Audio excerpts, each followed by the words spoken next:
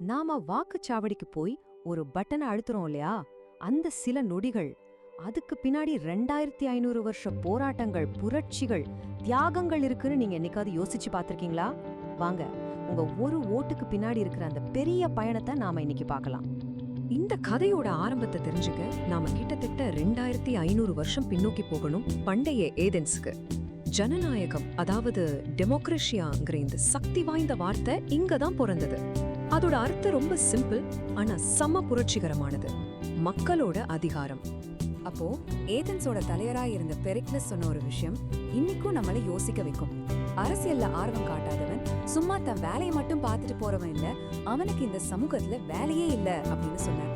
பாருங்க, ஏதென்ஸ்ல அரசியல்ல பங்கெடுக்கிறது வெறும் ஒரு ஆப்ஷன் இல்ல, அது ஒவ்வொரு குடிமகனோட தலையாய கடமையா இருந்திருக்கு. அப்போ இந்த கடமையெல்லாம் எப்படி செஞ்சாங்க? அதுக்குதான் எக்லேசியான்னு, அதாவது மக்கள் மன்றம்னு ஒரு அமைப்பு இருந்துச்சு. ஒரு நிமிஷம் கற்பனை பண்ணி பாருங்க, நமக்கு மாதிரி எம்பி எம்எல்ஏ எல்லாம் கிடையாது. மக்களே நேரடியா ஒண்ணு கூடி சட்டங்களை பத்தி விவாதம் பண்ணி கைய தூக்கி ஓட்டு போடுவாங்க. அதாவது 20 வயசுக்கு மேல இருக்கிற எந்த ஒரு ஆண் குடிமகனும் இதுல கலந்துக்க வேண்டியது அவனோட கடமையும் கூட. கேக்குறதுக்கு ரொம்ப நல்லா இருக்குல்ல, ஒரு கனவு மாதிரி. ஆனா இந்த அழகான படத்துக்கு பின்னால ஒரு சின்ன சிக்கல் இருந்துச்சு. சரி, அப்போ அந்த சிக்கல் என்ன? மக்களாட்சின்னு சொன்னாங்களே, அந்த மக்கள்னா யாரு? இந்த கேள்விதான் ஏதென்ஸ் ஜனநாயகத்தோட இன்னொரு பக்கத்தை நமக்கு காட்டுது. உண்மையை சொன்னா நம்மள மாதிரி நிறைய பேர் அதிர்ச்சி ஆகிடுவோம். ஏதென்ஸ்ல மக்களோட அதிகாரங்கிறது வெறும் 10-20% மக்களுக்கு மட்டும்தான். அப்போ மீதி 80-90% பேர் பெண்கள், அடிமைகள், வெளிநாட்டுல இருந்து வந்தவங்க, இங்க யாருக்குமே அந்த அதிகாரத்துல துளி கூட பங்கு இல்ல. இந்த ஒப்பீட்டை பார்த்தாலே அந்த வித்தியாசம் புரியும். அன்னைக்கு தகுதி என்ன? நீங்க ஏதென்ஸ் பெத்தவங்களுக்கு பிறந்த ஒரு ஆணா இருக்கணும், அவ்வளவுதான். ஆனா இன்னைக்கு நம்மள மாதிரி 18 வயசான எந்த குடிமகனும் ஓட்டு போடணும். இந்த பெரிய மாற்றம் சும்மா ஒரே நாள்ல வந்துடல, இதுக்கு பின்னாடி ஒரு பெரிய போராட்ட கதை இருக்கு. ஆமா, இந்த ஓட்டுரிமைங்கிறது யாரும் தட்டுல வச்சு கொடுக்கல, அது பல போராட்டங்கள், தியாகங்களுக்கு பிறகு போராடி வாங்கப்பட்ட ஒரு உரிமை. அந்த போராட்டத்துல ரொம்ப முக்கியமான ஒரு அத்தியாயம் பெண்களோட வாக்குரிமைக்காக நடந்த உலகளாவிய இயக்கம். இங்க ஒரு முக்கியமான விஷயத்தை நம்ம புரிஞ்சுக்கணும். வாக்குரிமை சட்டம் வந்துட்டா மட்டும் போதாது. அமெரிக்கா, கனடா, ஆஸ்திரேலியா மாதிரி நாடுகள்ல கூட பெண்களுக்கு ஓட்டுரிமை கொடுத்ததுக்கு அப்புறமும் பல வருஷங்களுக்கு இனத்தோட அடிப்படையில நிறைய தடைகள் இருந்துச்சு. அந்த வெற்றி முழுமையடைய ரொம்ப காலமாச்சு. 1893 நியூசிலாந்துல ஆரம்பிச்ச அந்த சின்ன பொறி ஒரு பெரிய நெருப்பா உலகம் முழுக்க பரவ ஆரம்பிச்சுது. ரஷ்யா, இந்தியா, சுவிட்சர்லாந்து, குவைத்னு ஒவ்வொரு நாடும் அதோட சொந்த டைம்ல இந்த ஓட்டத்துல வந்து கலந்துக்கிட்டாங்க. இது ஒரு தொடர் போராட்டம். இந்த மாற்றத்தோட அளவை பாருங்க, 129. சும்மா இல்ல, 1893க்கும் 1960க்கும் இடையில மட்டும் 129 நாடுகள் பெண்களுக்கு ஓட்டுரிமை கொடுத்திருக்கு.